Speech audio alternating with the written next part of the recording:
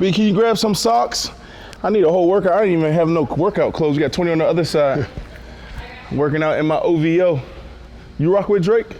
I do like Drake, man. Even with all stuff that's happened, I'm still a Drake fan. When you say all the stuff that happened, how do you, like what do you see? What do you feel? I don't really, I feel like in the world, we feel like we gotta like jump to a side. Mm-hmm. I feel like even if Drake got exposed, I just really feel like it was a schematic battle, kind of like football, and Drake kind of got out-schemed. I don't look at it now as like, because of the result, I don't rock with Drake. Like, right. I still love all of Drake's music, things that he's done before, and I want to see how he responds. Okay, now you transition from football player to, would you say rapper or art? What do you say? What's your genre? Just artist, just because I listen to so many genres of music, and that translates into me making music that oftentimes changes or has like a different emotion or different feel to it, so I just call myself an artist. Now, like going to different genres is like going to different hoods, I feel like. Because if you go to the hip hop genre, there's different rules. Right? So now we talking about beef. Right. Okay, so that's Drake, Kendrick. A lot of people feel like Drake won't recover. You looking at it from a pure sports standpoint, from a pure competition standpoint, but there's some people that's on the opposite end, like, oh, Drake would never recover. How do you feel about that conversation? I kind of look at it as like, I mean, you've probably been on a team that's gotten beat by 35 in a game. Yeah. You take a big L, the next week you got another opportunity, or you got another opportunity whenever, it's always available to you that next week or whatever it may be. But I feel like fans jump to those narratives because like you see on TV, it's like a team wins a game, it's like, oh, they going to the Super Bowl. They lose the next game, it's like, are they who we thought they were? Yeah. The world is so reactive to things, whereas like you can always respond. Yeah. You can always still write your own narrative.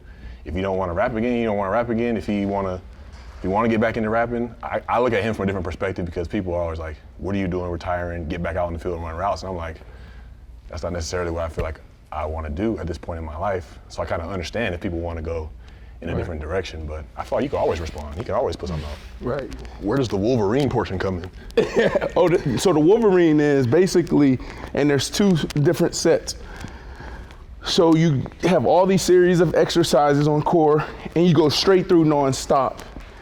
And then you do it twice. So, what we'll do today is like 320. I forget what we called this. Wolverine is 640 reps. And you just go straight through, you don't stop. Damn. Right here. That boy Eli. So like now, still to this day, I'll hit Eli and be like, I'll send him this picture of the program. I'll be like, don't forget your abs. Bruh, you walked away from 30 million. Why? I think it's a privilege to get to a point in your life where you can look at money as you gain a lot, but it also costs a lot. Yeah. To make it. And it's like, I look at, like now I'm like, I'm not willing to pay the price or pay the cost to have that money in my pocket. I'm blessed enough to have money to not worry about things ever again, but I look at my life and I'm like, am I doing this for anything other than I should be collecting this check and I should be here because I have this ability?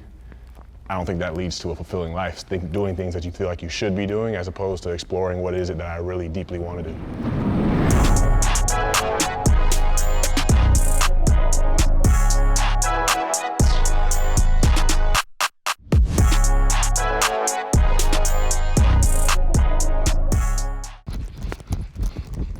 Then we'll take it right back. Watch your feet with the ball. Okay. Go. Then we'll hit 25 push-ups.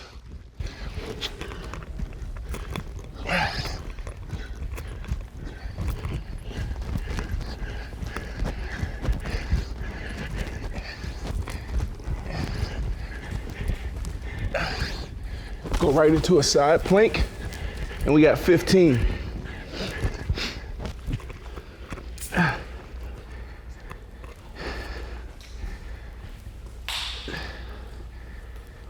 All right, to the next side.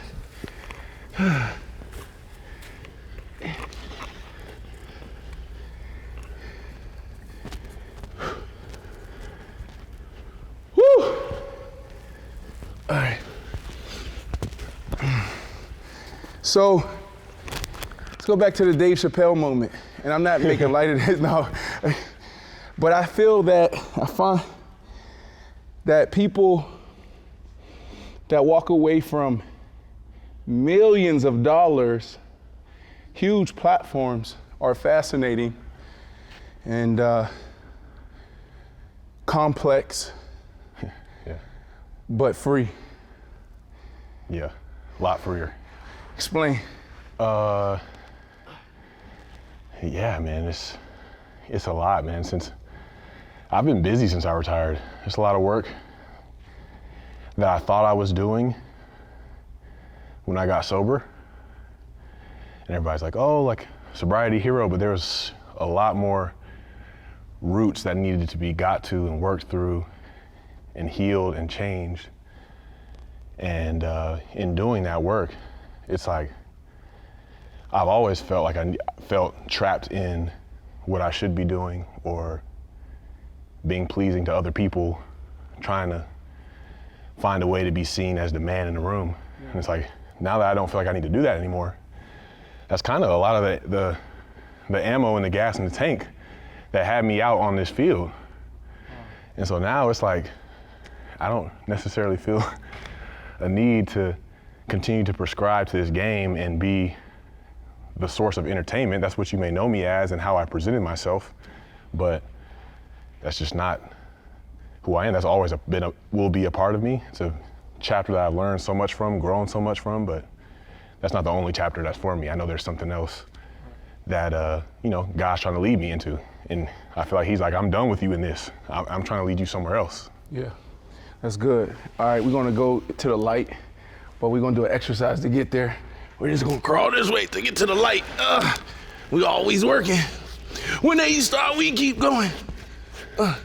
This the light right here, this our spot. Is this good, Reese? All right, here we go. Like, leading up to that decision, bro, it's crazy. When I was preparing for this, I forgot that I reached out to Coach Dayball, head coach of the Giants, where you were, and I was like, I know he's going through something. And whenever I feel a professional athlete maybe dealing with something, in his mind, this is not like a impairment. This is just like you're in your head. I feel like, I need to reach out. And so it's crazy that I remember that moment. And so June comes and you make that decision. What went into that? Like, you could have done it the year before, especially in Vegas when you were banged up and we saw you sitting on the sideline. You just didn't even seem there. Could have did it then, but then you went to New York. Walk us through those couple of months. Yeah, going to New York, I felt like I had seen the value of a change of scenery when I went from Baltimore to the Raiders and changed my life in a lot of ways. And I felt like a new chapter had a lot of promise in it. And, but as the season went on, I had to look at it through the lens of, because I dealt with addiction a lot. And is it like, I can see my addiction in the way that I approach football. Is it like, was I approaching this move and this opportunity as a way for like, what highs were awaiting me, like things that I could achieve to get that feeling? Or was it, am I really committed to this process and really want to be, laser focused on the day in, day out grind of football, every single detail that goes into it?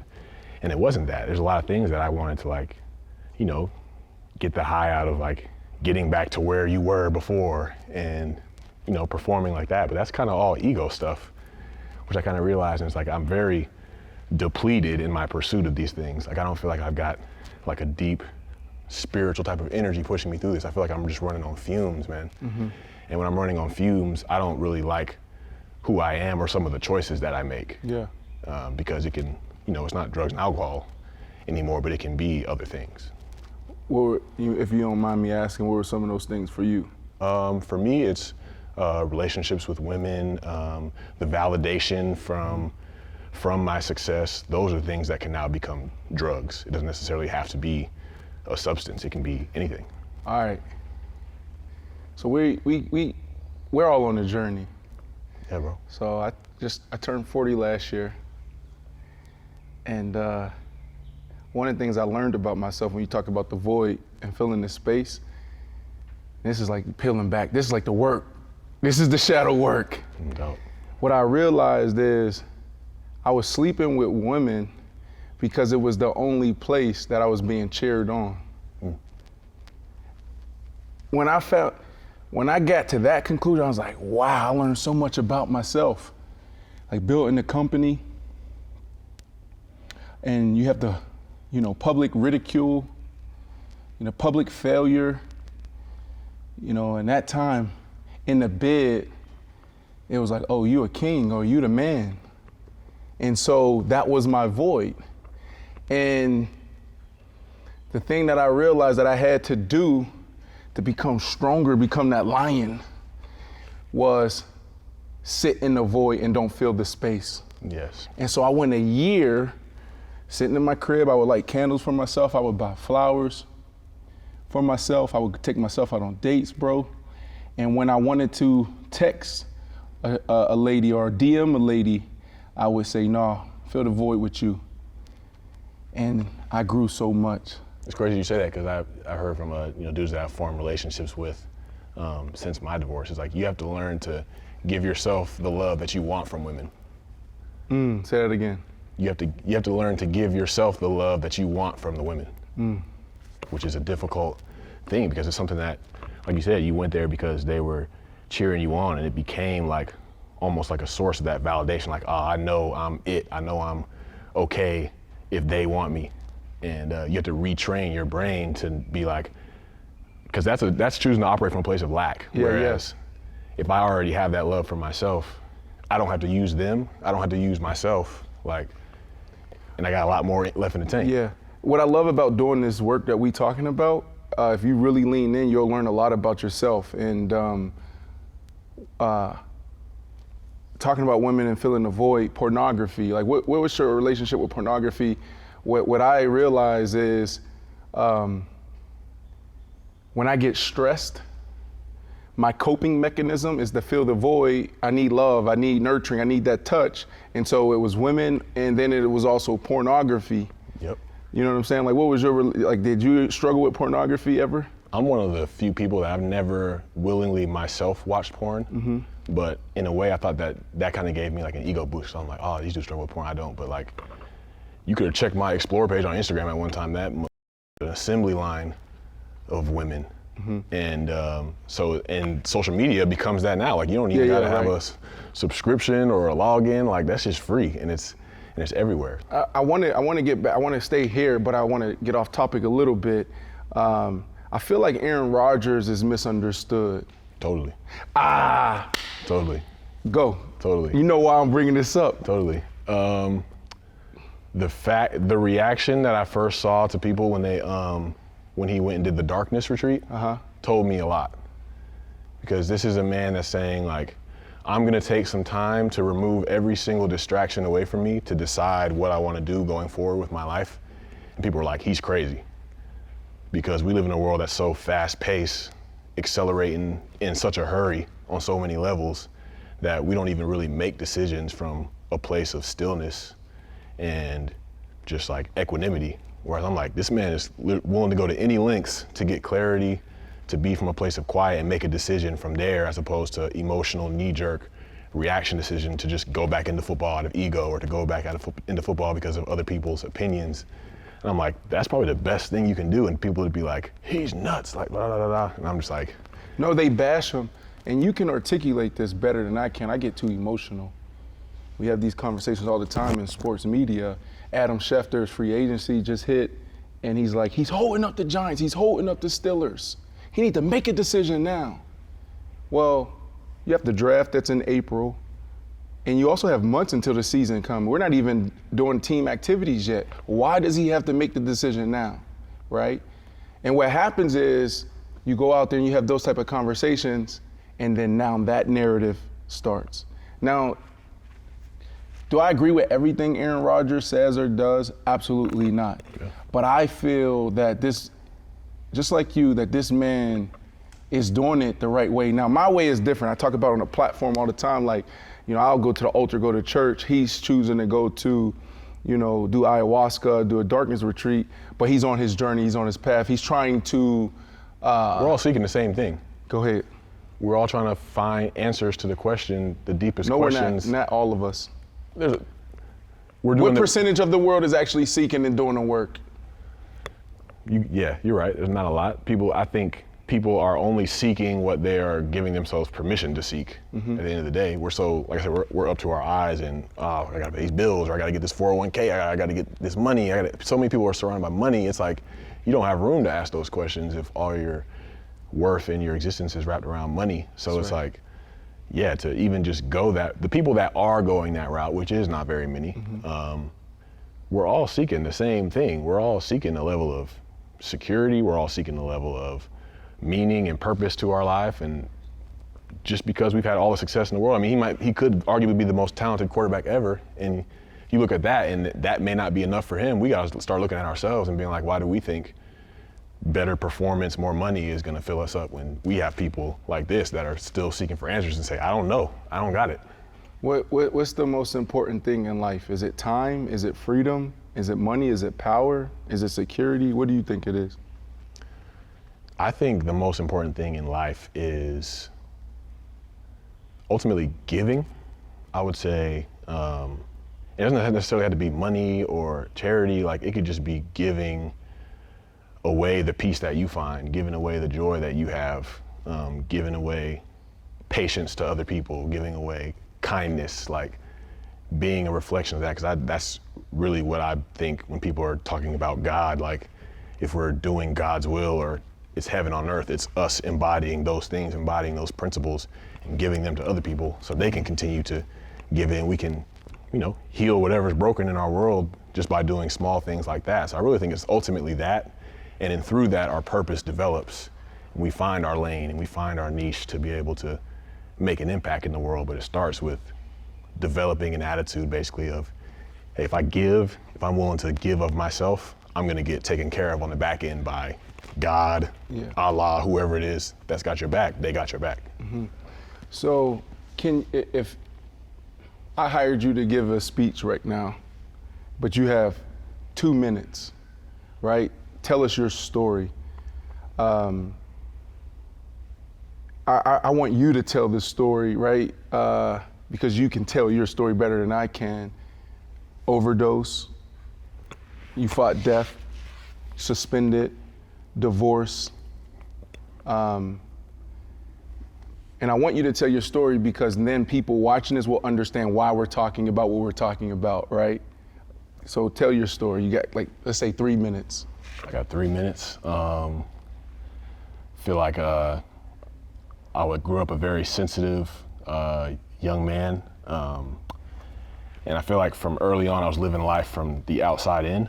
I felt a lot of dis-ease on the inside of myself and thought that there were things outside of me that could fix the way that I felt or fix me, because in a way I was broken. And I mean, you name it, drugs, alcohol, relationships with women, validation from people, success, money, you name it, running through all of those things, all these external things. I'm like, man, there are so many people around me that were telling me that these things were gonna get the job done, or checking these boxes were gonna ultimately give me the most fulfilling life. And when you get to the point of checking all the boxes you think you can check, and there's really no more to check from the list that I made, the void keeps growing and growing and growing. Because through all of my achievement, through all of my trying, and it just created this thing of I needed more. So I couldn't really necessarily be content with what I had done or where I was. I was always in the facet of I couldn't enjoy exactly where I was at, what was in my life, who was in my life, because it was always like I gotta get somewhere as opposed to just being present to the moment. And having to, crash and burn publicly on a lot of different occasions, you kind of arrive at the point of it takes going in and healing the relationship with yourself, the younger versions of yourself, getting to know your family lineage on a deeper level, and looking at the problems that they face, because odds are they're the problems that you're still trying to face and fight. And when you heal those, you can really be that example. Because at the end of my life, I don't want to be somebody that's like, man, back-to-back 1,100-yard seasons, you know, you were one of the best. I was like, no, I want people to say things at my funeral that may bring them to tears or make them feel like, you know, I was somebody that made a difference, or at least made them feel seen, loved, and understood. And I feel like through the things that I've gone through, I realized that that's the most valuable thing that I can do is be that man in every interaction that I'm in. And as opposed to just, like I said, trying to get mine, trying to get to the top, trying to achieve, it makes my world a lot smaller and isolated, which when I'm isolated, I want to numb that pain. But now today, as I give more, I realize, you know, the worth that I feel, the dignity and self-respect that I have, even after all the shame of things that I may have done, I can stand here today and sleep well at night. And I want to move on to music. I want to move on to a little ball talk, which I know you're not interested in. When I talk to people like you or Malcolm Jenkins or Aaron Rodgers, it's like, bro, you wasting my time talking about sports. You know what I'm saying? Because it's just like, that's just a thing. That's so much more to life, right? But your relationship with like drugs, like how, can you talk us through like how that started and what that looked like for you? And the second part to that is, you know, what was the hardest thing you've ever had to overcome, right? So I want you to take us on that journey there. I'm going somewhere. I feel like I want to become like the male version of Oprah. You know I see it. You see it? I see the vision. You see the vision? Okay. First question, drugs for me, sophomore year of high school. Friends of mine had discovered hydrocodone, oxycodone in their parents' medicine cabinets, and offered some to me through the lens of like, this will make you feel good. And at the time, like I was really depressed, like, you know, not really cool, not really like, not a lot going for me at the time. So I was open to it. And the first time I took it, I was like, this is what I need right here. Like it kind of cut off everything, all the madness that was going on inside of me. And then from there, built to smoking weed, drinking, Xanax, cocaine, Adderall, like anything that kind of gives you that shift that makes you feel something different. And yeah, and I just clung to it. I saw a lot of consequences pretty early on. Like I got kicked off my high school basketball team my junior year, suspended twice from Georgia Tech, arrested 3 times, suspended twice from the Ravens, second time being banned from the league. So I saw a lot of consequences from it, but it's like, you look at my family history and, you know, it was, for me, I was latched in early and yeah, and just couldn't give it up. Those hooks were in deep. And it took having to crash and burn OD to kind of step back and be like, what am I really doing here? Like, what does that mean, like OD? Like, what is that like? Your body basically shuts off from drugs that you're doing. And for me, it was, I'd been warned by like, you know, people that I was buying from in the Baltimore area, like, you know, fentanyl is a real thing. This is when you're playing for the Ravens, you're using fentanyl. I wasn't trying to, I was using like Percocets. Like I had gone up in dosage, like 20 milligram, 30 milligram. And, but they were saying they'll press pills and make it look like what you're usually buying, but it could be fentanyl. They'll just sell you anything. Like it's a cold game, you know? And this is the fentanyl crisis that we're seeing, where some people go to buy something else, but it's laced with fentanyl, and all of a sudden they're dead. Exactly. And this is almost your experience. Right. At the gates of death, for real. So that's what it took me to be like, oh, like I learned best from rock bottoms. Like I got to get wrecked by something to be like, oh, okay, like I'm willing to learn now. Take me through that day where you like at practice, leaving practice, were you suspended? What was that day? I was already 2 months into my year-long ban and was still ripping and running. Yeah, it was, I was moving out of my apartment in Baltimore. I got into town on the 11th of August, 2017. And I was like, I'm about to just do one more quick pickup and go chill at the crib till my pops was landing that night. We were gonna move out, and I was going back home. And got my little picked up. I like to snort one on the way while I'm driving. It hits you quicker. And then I was going to the giant grocery store. It's right around the corner from the Ravens facility. I was gonna go in there and get some food, and they got the little liquor store next door. I was gonna get some beer. But when I pulled up in the parking lot, I went to go open the door, and I was like, I feel like I'm just gonna crack on the ground like an egg if I get out of the car. So I just stayed in the car, cut the car off. It's a hot ass summer day. And then it was just like somebody pulled the plug out from behind the TV. It just went black. And I felt like I was like asleep for like a couple seconds, and then woke up, it was nighttime. And I'm like, these humongous beads of sweat, and I feel like I've lost hella weight, and I'm just like, feel like I'm not even really there. And then I am able to like gather myself enough to go home and just lay there, and then the next morning I'm moving couches out of my apartment. Wow. And that was the moment. Yeah, that was enough for me to be like, because I always thought I was in control, because I'm like, I'm trying to beat these drug tests that the NFL is giving me, which is not going as well as I'd like to think it's going. And yeah, I'm always like, I'm in control, joke's on you, I'm high everywhere I go and you don't even know it. But it's like, a situation like that was able to put enough fear in me to be like, something's got to give here. So what happened next? You know, offline we talked about, people understand my journey, my mental health journey, and I was like, I always talk about McLean Hospital. You went to McLean Hospital as well. I was in an outpatient program for 3 months. Is that how you got to McLean, or what happened after that? How did you get to McLean? Yeah, so after coming out of that incident, the Ravens doctors called me and were like, your toxicology results are basically like insane. Like, we need you to go see this addiction specialist immediately. It is in College Park in Georgia. And I went there and they recommended me going to McLean Hospital in Boston for detox, and then McLean Board and Cottage in Maine for like 30-day rehab, and then evaluate at the end of 30 days. But yeah, that was the process. Was that the moment though? Because I say that when I first got in the league, it was like 5 years. I was seeing this doctor, seeing that doctor. I got a DUI. Now I'm talking to this substance abuse person. I'm doing therapy with Dr. McBride here. I'm doing a Zoom over here. And then when I got to McLean, Dr. Gunderson, my aha moment was when I came in, I felt like he wasn't listening to me. So I was there for 3 months. And probably a month in, bro, I was like, he's not fucking listening to me. Why wouldn't I respond this way? Why wouldn't I act like that? You don't see what Coach McDaniel said or did? You don't see what my ex said or did? Why wouldn't I respond that way? And he looked at me, he said, shut up. And now rest in peace. I probably disclosing too much information because this is not, it's not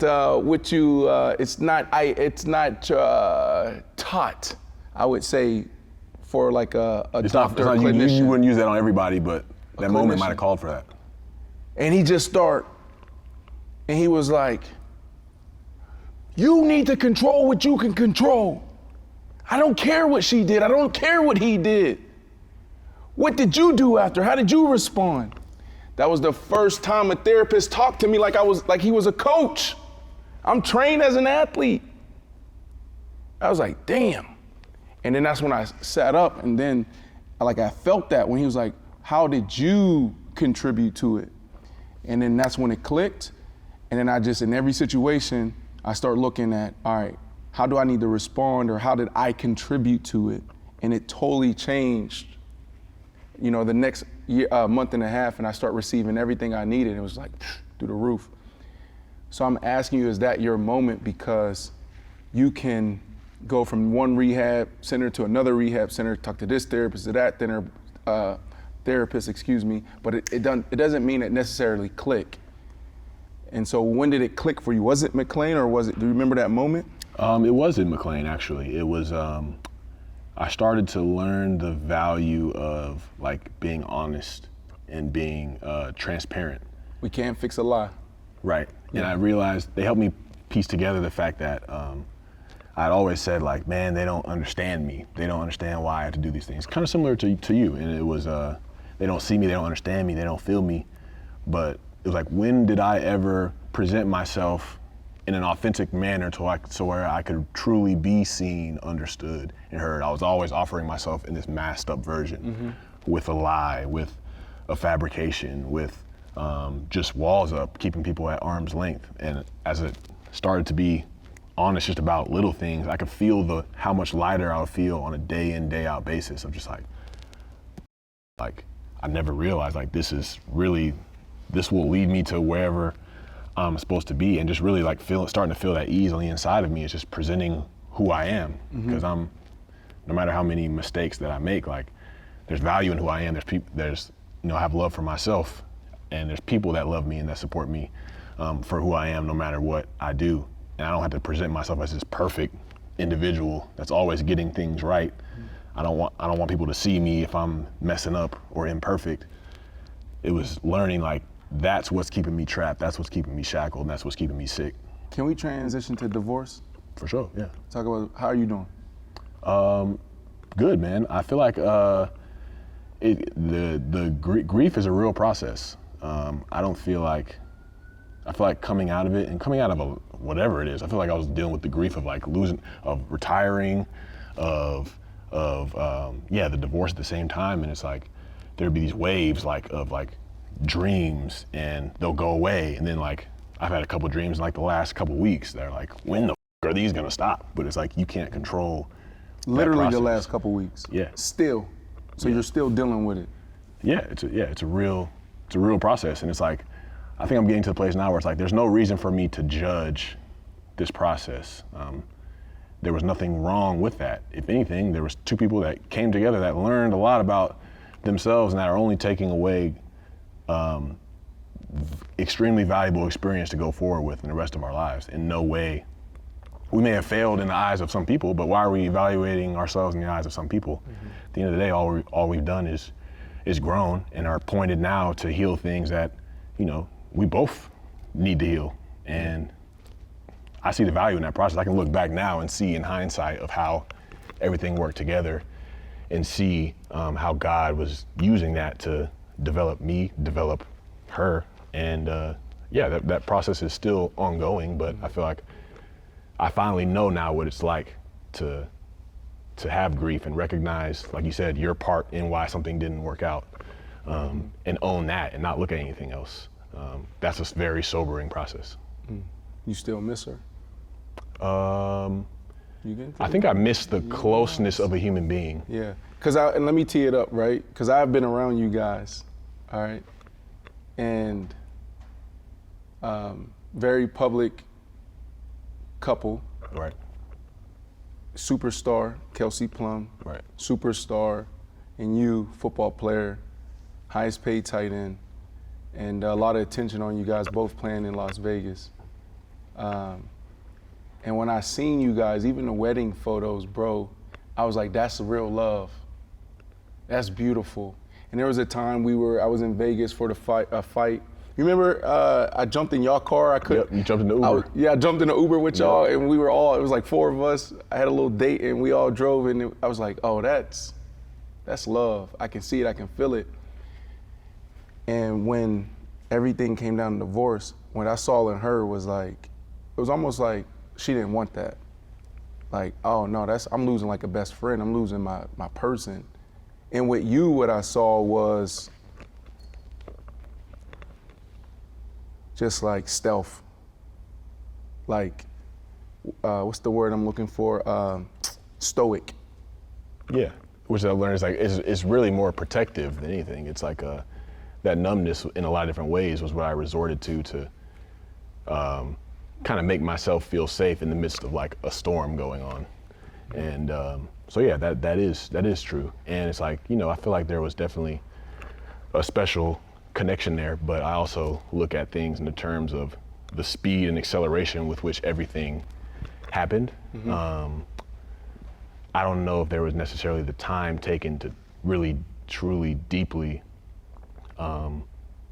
get to know each other and present myself in the most authentic way I possibly could have, and which leads to what I was talking about earlier, like that feeling of kind of being trapped in something. Mm-hmm.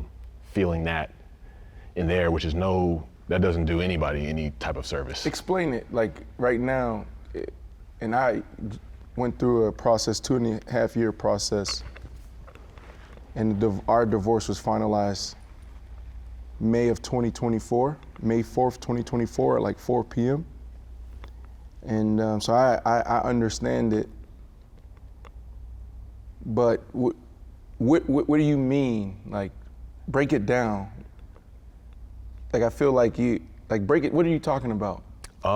So for me, have you ever heard of the term like love addiction? Yes. So I recognize that in myself in the way that through all relationships, not just her, it's like there's this infatuation with the early portions of a relationship, that the pursuit is there, all these things are there, but in a way it's in service to myself. Like I'm trying to get something out of it, I'm trying to fill a void with it. And then you kind of look up and you're like I'm a lot deeper into this thing than I probably even realized. Getting married not even a year after meeting each other, and then it ending in 2 years total. Like it's just like there's a lot happening at a fast pace where I feel like you can't build love and be in a hurry at the same time. And I feel like in a way that's what I was trying to do to fill the void. And then it's like you get to a portion where I'm across the country and it gets real. It's not the fantasy anymore. The addict in me shows up and it's just like, this ain't what I signed up for. And you kind of start to retreat, kind of start to put walls up. And then it's like you get to a point where you sit down and be like, all right, like we ain't really got nothing to lose here ending this. Have you ever like spoke about it this way? Like Not publicly, no. You never? Are you okay speaking about this? Yeah.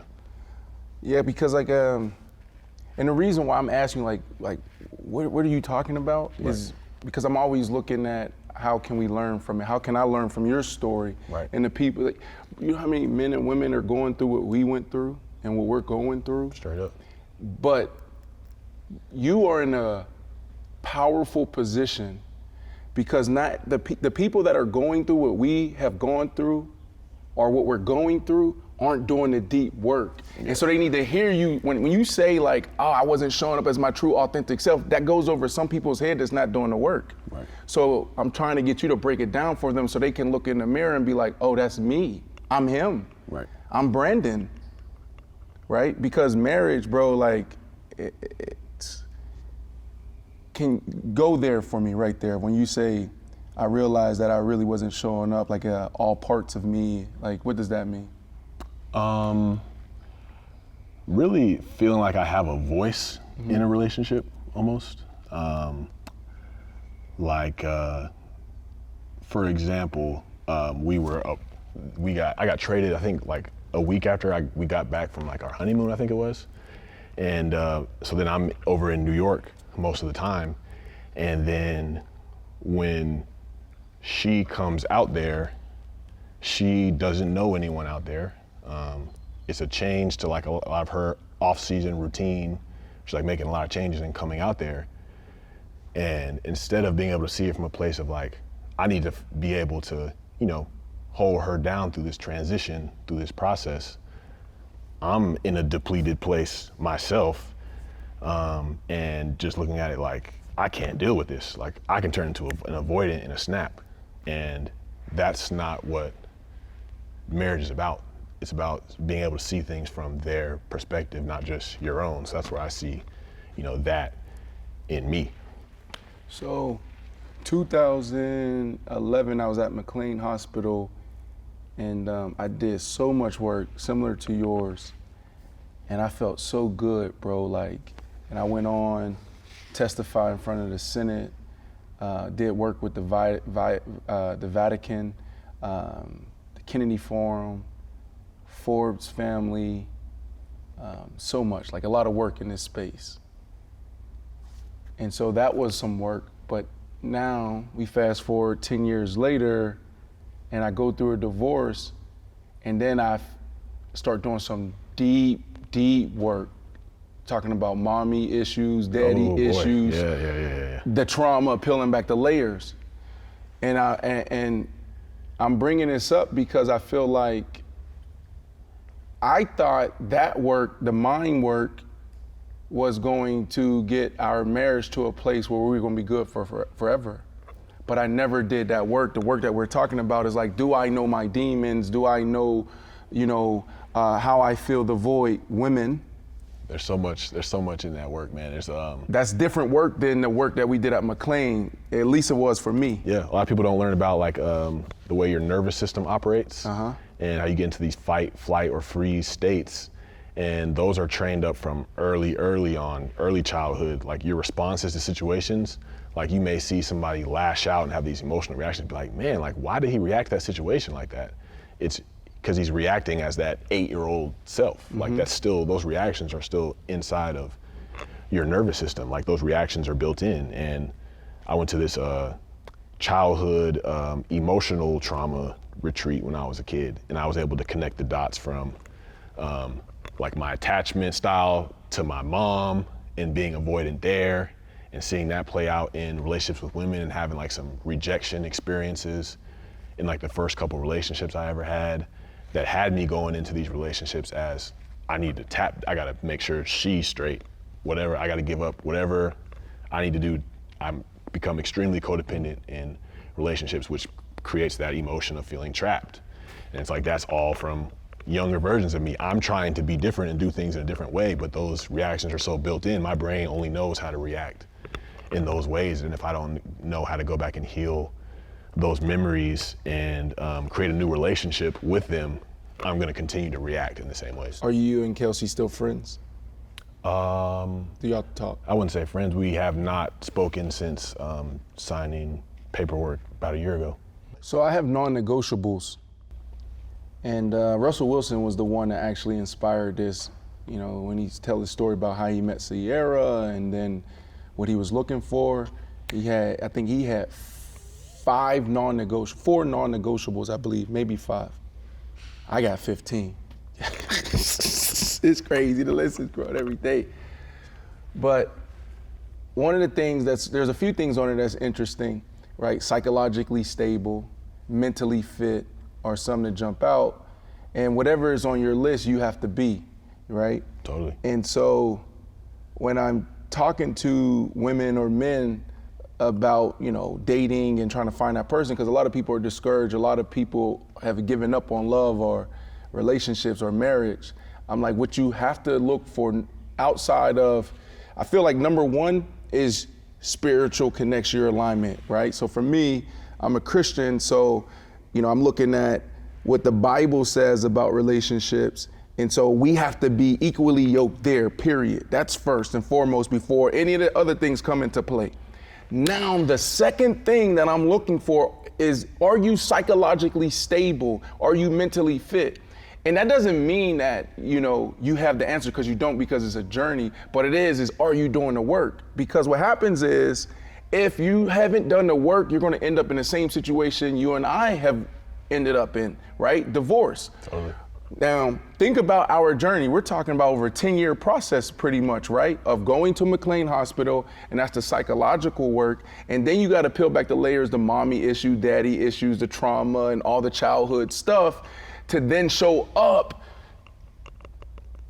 right? Yeah. So what's the greatest piece of advice you can give someone that's working through this stuff, right? Like divorce, relationships, being single. It's ultimately being gentle with yourself. I feel like the environments that we come from, we have no choice but to kind of be perfectionists. Mm-hmm. Like, you keep this route up, bro, you ain't gonna have a job. So it's hard for you to then transition into your life when whatever my world is revolving around is like, I'm hard on myself because I have to be good at this. When you get into things like divorce and big changes and grief, like, you can't will your way out of that process. You can't like shorten it. You have to be kind to yourself and allow yourself to be imperfect and be human in these processes, because a lot of times we don't want to allow ourselves to feel what makes us most human. Whether it's shame, whether it's, you know, we're having crazy thoughts, like allowing ourselves to have them as opposed to resisting our experience. Like, because if we continue to resist and suppress our experience, we just on a hamster wheel, bro. Like, we're not gonna get nowhere. But if we're gentle with ourselves and are curious about our experience and where these feelings, where these things are coming from, that's how we can make progress. And progress doesn't just look like straight line. It's like the the stock market graph. It's like, if you zoom in on it, it's like, it's dipping. It's going up, it's dipping, it's going up, it's dipping. But if you zoom out, it's constantly going up over a long period of time. And that can only happen by being gentle with yourself and allowing yourself to have a process. Bro, I want a woman, because I'm single, we gotta talk about that. That wasn't even on the list, that ain't on the script. We gotta talk about that single life. But I want a woman, like, that's the first thing I'm asking you, who's your therapist? Baby, tell me the triggers, right? Because those questions are going to tell me if you are doing the work. Because that work is so needed, because we're so complex as humans. It's so challenging at times, and we have to be on this journey together. Where you end up at the end of your days will be determined, good or bad, will be determined by how you handle transitions. Transitions are everything. From retirement to musician to artist, from one relationship to another relationship, those transitions are extremely important. And there's an art and science to it. You have to be patient with yourself. You have to be gentle with yourself. But we want it now. A lot of us men, we don't want to sit there and feel that pain of being lonely and going through that, so we can then get to a place where it's like, no, I'm cool sitting by myself. I actually like my peace. Bro, I got to a place, it's to a place now where I'm like, damn, if I get married again, which I will, because I believe in love and marriage, I'm like, maybe she keep her house, I keep my house. I spend those thoughts in my head, like we sleep in a separate room, you know what I'm saying? Sometimes, like, I don't always want to sleep. I can't sleep with another person. I would sleep good by myself. Right. So, I don't know. Single life, how you navigating through that? Man, this has been a huge change in process, man. Like, I feel like from 15, 16 until 32, it's been just the pattern of never being alone, always being with somebody, sabotaging a current relationship while making sure I have a safe place to land, all the way up until marriage, and then coming out of that. Now it's like, bro, life is completely different. Like I've had sex once in the last 14 months, and it was an accident. Like I didn't trip, but it was like I wasn't planning on doing it. It was something that happened. But I look back on the situation, and I'm like, that's not how I wanted it to go. But I'm refraining from having sex. I'm looking to establish connection, because my therapist calls it dopamine hunting. If I'm just like trying to run game on a woman, or just like intrigue, like it's all like what I'm trying to get out of it, as opposed to like really getting to know somebody, slowing down, building that connection slowly, and not trying to will that connection to happen. Like there's times where I'm like, man, like I get lonely at times, but like it's right. like you said before, being able to sit in the discomfort is probably the wisest thing you can tell somebody. Bruh, I got a clip that's going viral right now. I did a podcast, and I told Swaggy, I'm like, yo, I've been celibate for a year, and for my journey is more so my walk with God, with Christ, and so I'm like, all right, wait for my wife, but I was like, but I got to be honest, I slipped up once in the south of France. Right, and it's going viral, and then there's a lot of women, there's a lot of people reaching out about this, and so what have you learned in this journey of refraining, like about yourself, or what's the most powerful part about it? I think when you refrain, that's hard as a man, bro. Like when I be talking to some of the cats that I'm around, active athletes, retired athletes, they like, what? What do you mean? You feel like you're supposed to be in that. Like, well, men, think about it. Men, you're not having sex. You're single. Right. What? You got millions in the bank. You program, man. And women still around. Men can't understand that. Right. But I mean, like I said, it takes me hitting bottoms to really realize and be able to look back in hindsight and say, my part in this was, I always had an agenda. I always needed that validation, and I was always seeking. I was always trying to make something happen, as opposed to organically allowing something to develop and allowing myself to be alone, allowing myself to see what it's like to love myself, to have a relationship with myself, intimacy with myself. Because if I don't have intimacy with myself, how am I going to create it with somebody else? Right. There you go. 14 months, bro. Let me, we can spice it up a little bit. Can we spice it up a little bit? Bruh. So when I did the interview, I was like, yeah, it's been a year, but in the south of France was crazy. It was just like a movie, and there was just this connection. I wasn't expecting the same thing. It just happened. I'm like, but that ain't what I'm trying to do. You know what I'm saying? You start understanding the power of your seed and all of that, your body. Tell me about your situation, dog. Like how it happened, bro. How you slip up in 14 months? So it was, so we're talking like since like February, mid-February. It was like, what was it, like 4 months after all the divorce stuff settled. There's a girl that I previously had a relationship with, had a friendship with, and it was like, yeah, come out, chill at the crib for the weekend. Like, we're like, she's like, I'm a big girl, like I don't need to do all these things. And it's like within 10 minutes it's on, like, and cracking, like the bags ain't even hit the floor. And so then I'm just sitting there after, I'm like, this is not what I was intending to do. So it was kind of like a good reset moment for me and a good process moment for me to have, because with drugs and alcohol, I was one and done. Yeah. I got clean and never used again. So I was expecting some kind of like perfect thing in this new phase of my life and how I'm trying to navigate relationships. And it's like, it's okay for me to be imperfect. It's okay for you to have that experience in the south of France, because it's another learning moment. It's another moment to be like, okay, is there a way I want to shape my values different when it comes to this? Because I don't want to indulge in everything, but I also don't want to become like emotionally anorexic to where I'm not engaging in any type of connection. Like, how do I find this balance? It's by experimenting and failing sometimes, making mistakes. But yeah, that experience taught me a lot, and I feel like I needed to have that. I look back in hindsight now and I'm like, that experience was very valuable for me. In the moment, it was like, I feel like I failed. I feel like what am I doing? Is there other brothers with you walking this, this path, taking this path? None that are, there's one that's black. Yeah. None that are, maybe a few that are within like 5 years of me, but there's like nobody in my immediate world kind of like interested in the things I'm interested in, moving in the way that I'm moving, that are trying to move how I'm moving now. Yeah. And that's okay. Like Right. I've tried to move how everybody else has moved for a long time, and it hasn't really given me a sense of fulfillment. I got one, and it's so funny. It's Kevin Gates. So when I had that moment in the south of France, I called him. I was like, bruh, I done let the seed out, bruh. He was like, that's okay, dog. Get back on your journey, bro.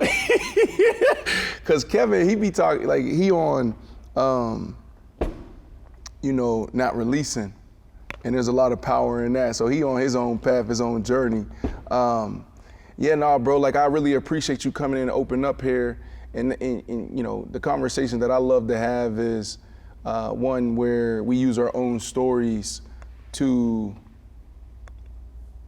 help people look themselves in the mirror and learn.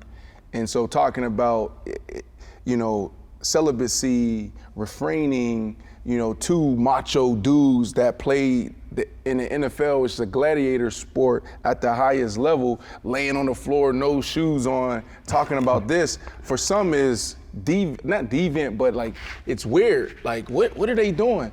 But bro, like that is the most powerful thing that I've ever done in my life, was refraining. And I've learned so much about myself. It's making me a better man, a better father, and hopefully the second time around when I get married, if I'm blessed to do that, I'll be a better husband, which I know I'll be a better husband. So it's been really beautiful. What was the hardest thing that you've ever gone through and had to overcome?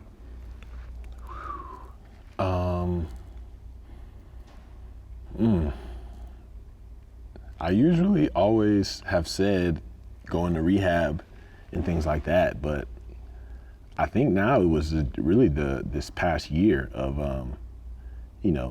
dealing with like I said, multiple layers of grief, and like really making the decision like, all right, like some of these decisions that are about to go down, I'm probably gonna get fried for.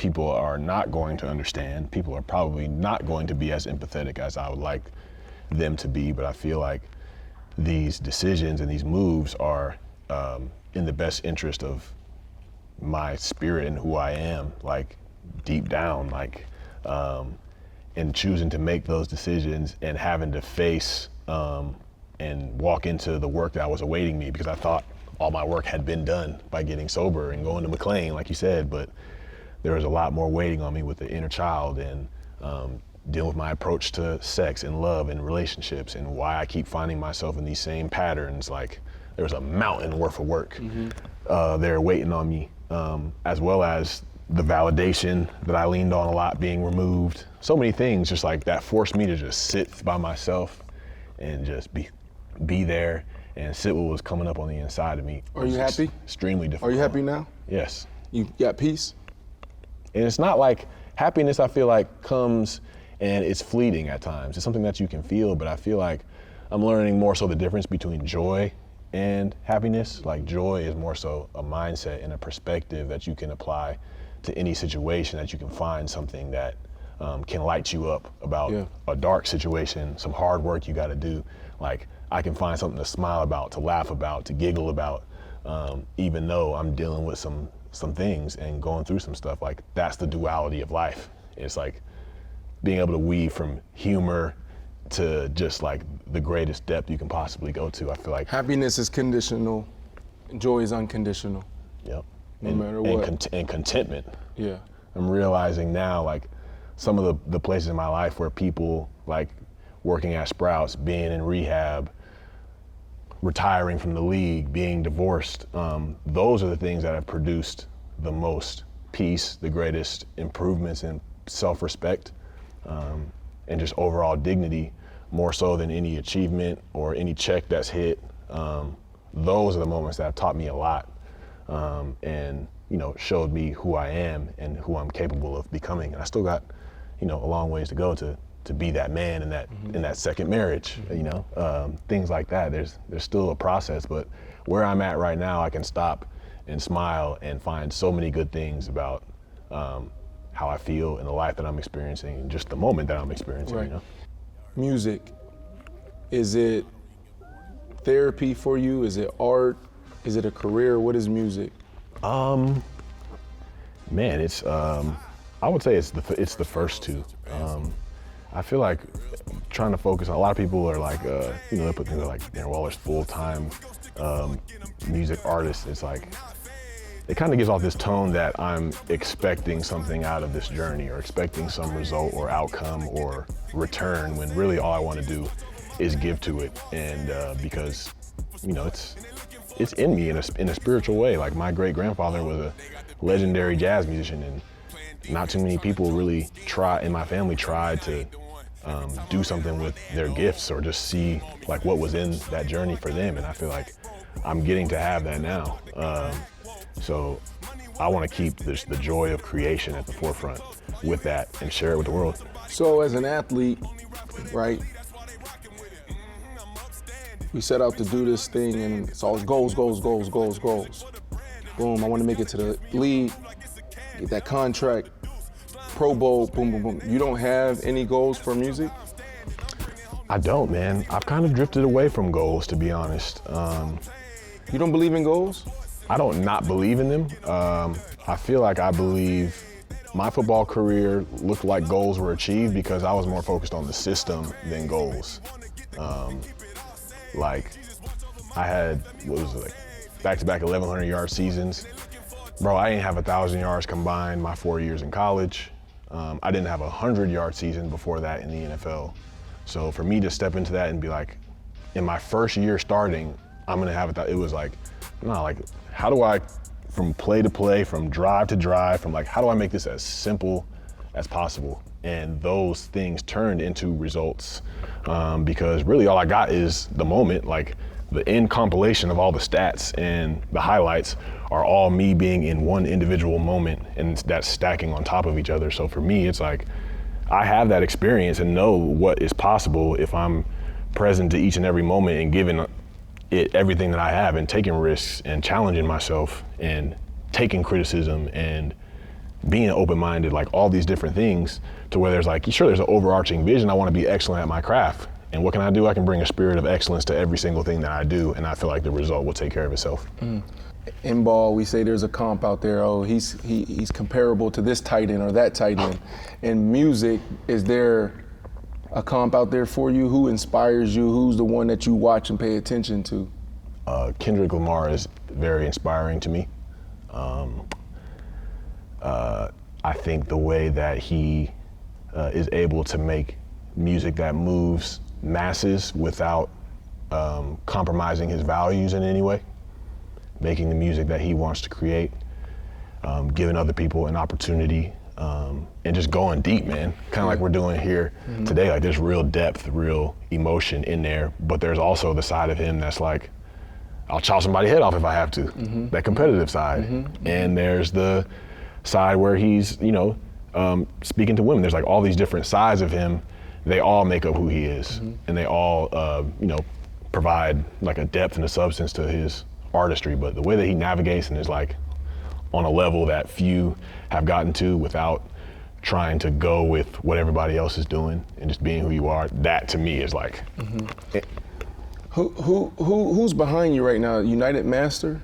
Yeah, like distribution. Distribution. Have you met Steve Stout yet? No.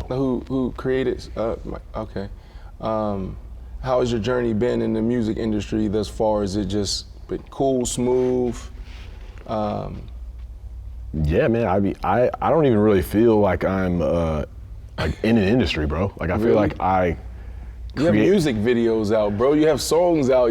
But it's like I'm download your. What are you talking about? But it's just like I'm trying to bring the art and ideas that I have to life. Like I record in my backyard and at home, and I have a growing relationship with like my engineers and videographers, and we're just like creating the things that make us just feel like this is such a deep sense of satisfaction after we do them. And it's like those are worthy of celebration along the way. Like. I don't have to get to some certain industry checkpoint to feel good about the things that I'm doing. Like, is it Rubin? What's the guy's name? White Rick guy? Rubin, bro. Rick Rubin. So you probably that's your guy. That book, yeah. He's speaking my language for sure. Yeah, that's your guy. Because he talks about it. Just create for yourself and put it out there. He said the success is when you create something and put it out there. Once you released it, that's the success, not the metrics. Not what they say is a winner or loss, it's what you want to put out there. Right, because until you get a certain metric landmark, are you a failure until you reach that? Right. I don't prescribe to that level of thinking. Yeah. What's your greatest work of art then? Because it's art, it ain't a career. Because I know I waste your time like, yo, you don't envision like performing at the Grammys, being at the Super Bowl? Oh, right? I would love, like, so my vision is like definitely sharing my music with people in the biggest possible ways that I can, whether it's performing, if it's 15 people and it grows to 16 people, like that is perfect, that is fine with me. I'm gonna continue to put into my craft something that people would want to support and want to invest their time in. The same principles I feel like I put into my career that made people fans or supporters, I'm putting that same kind of intentionality and emotion into what I'm making. So a lot of times I feel like to your question, my greatest work of art, I feel like it's almost everything that I'm making these days, but then sometimes I feel like I haven't made it yet because I feel like just over the last year, the growth I feel like in my sound and the things that I'm gonna be releasing is kind of blowing me away, to be honest. So it's like, I don't even know if I'm even scratching the surface or at the tip of the iceberg or what, but what I'm making today feels like I'd be proud to let my grandchildren hear it. Right. Some of the things that's cool about being an athlete is when our peers show their love and recognition. Have you had that in music yet? Like, has there been an artist like, yo, you got it, and you like, damn, you know me, you heard my music? Yep. I was at, me and Callie were at 2 Chainz and Larry June's album release party in New York. Callie knows 2 Chainz DJ, and we're like in section. I never met Larry June in person, but I was a fan. I've been a fan of his, and I wore his merch when I signed my second contract in Oakland, and we had like DM'd each other or whatever, and I got to talk to him for a second in there, and he was like, bro, I heard your music, that's hard, bro. Whatever you doing, keep that up. And I was like, I'm at this album release party. These are out of here, bro. Right. And he like looked me dead in my eyes and told me that, and I appreciate that a lot. It's like, a lot of people are like, I don't need anybody's validation. Like there's like, no, the people that you genuinely respect and that you hold in high regard and that respect the process like you do, when they see something in you, that means a lot. Ultimate collaboration. Who you want to collaborate with? Kendrick, Hove,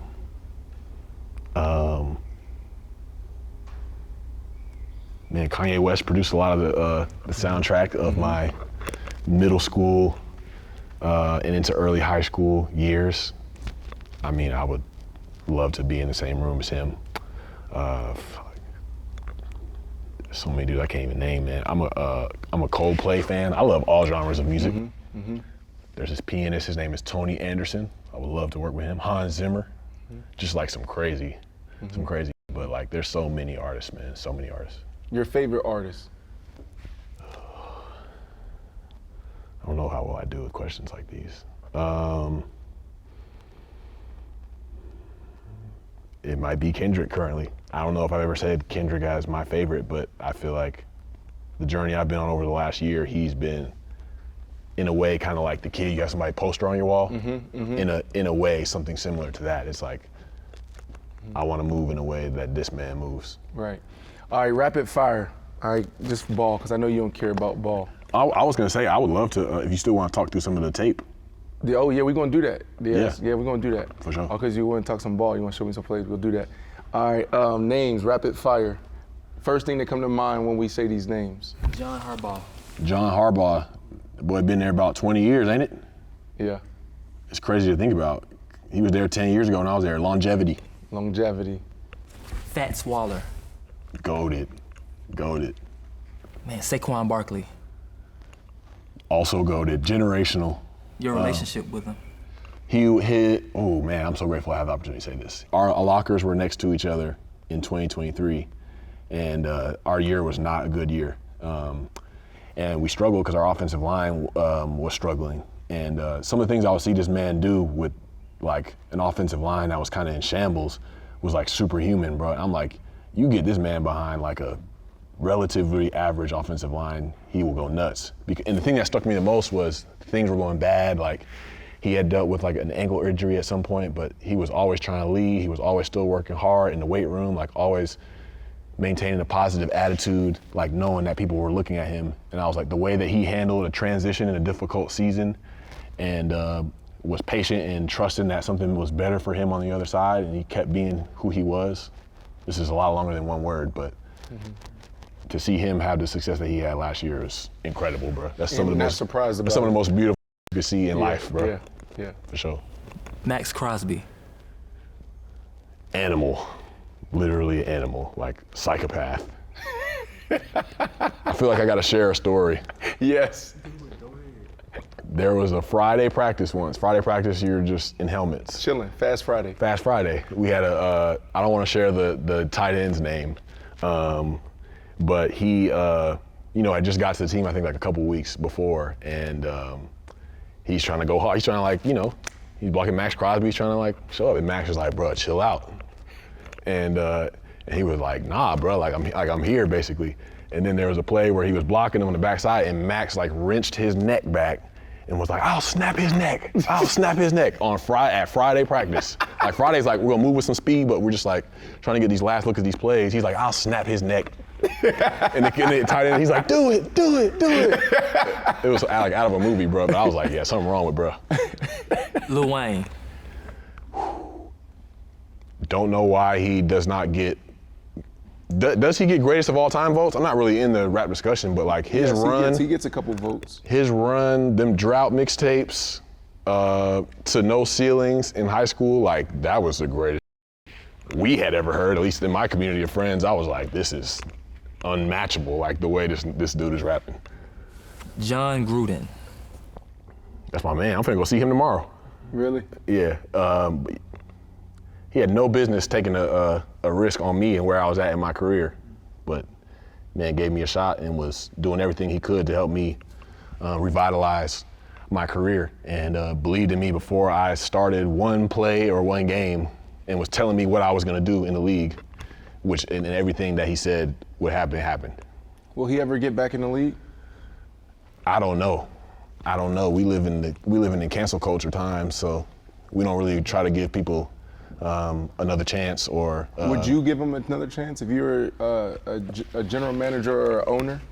Absolutely. Yeah, were some of the things that he may have said in the email just being like, what are we doing here? Yeah. Maybe, yeah, sure. But to develop an attitude of racism, I think he's done too many things to help black men elevate their careers to refer to him in that way. So I think he loves football so much and just loves the game, and loves to see other people succeed. So I'd give him another chance if I was a commissioner. Mm-hmm. Brian Daboll. Brian Daboll. I never thought I'd see somebody be a head coach that kind of has the personality of him. He's like somebody that you would kick it with. He would smoke a cigar with you, but just keep it real, and it really creates an environment that players want to go to bat for him. I noticed that from the jump. He's I'm here to do whatever I can to make this fun for y'all and make y'all as the best y'all can be. And he ain't that coach buttoned up looking down on you. He's I'm here with you type of deal. Yeah. Josh McDaniels. Josh McDaniels, that dude even with all the stuff with the Raiders, people be on that man, but I think he gets a bad rep a little bit, man. There's been a few times where I've had conversations with him. I'm like, this is a good man. I feel like getting in that head coach spotlight is difficult for a lot of people. I feel like you got to be a CEO, and I don't necessarily know if he has that skill set, which is there's nothing wrong with that. I feel like he thrives as a coordinator and in that role, and maybe head coach is not for him, but it's not like he doesn't know ball. He knows ball. He's been around some of the greatest, and some of the interactions I've had with him, this is actually a good dude, man. But being a head coach, put that pressure on you, but misunderstood, I would say, in a way. That's it. Hey, man, I really appreciate your time, bro. We value any athlete, any artist that come in here and, take the mic. And you're one of those ones, man, that you're one of the ones that give me the juice and the energy to want to do this, right? I don't do this because I want to be in front of the camera. I actually don't, right? When I was at McLean, I spent some time at Harvard, building out a case study on transition and content and commerce, came out of it because I wanted to push to the mental health community. So I'm actually walking in my purpose. And sometimes along the way, you tell stories that you may not necessarily connect with because it's in the moment, right? Talking about sports, you're talking about all these other things. To be able to talk about mental health, and you giving me this opportunity is allowing me to stay close to my path, staying in my purpose. So I really appreciate you opening up, bro. And I just pray that people out there that will see this, learn from your story, learn from my story, and put in the work. It's not easy, trying to become great at what you do and better at what you do is hard work. But I also like what you said. It's excellence.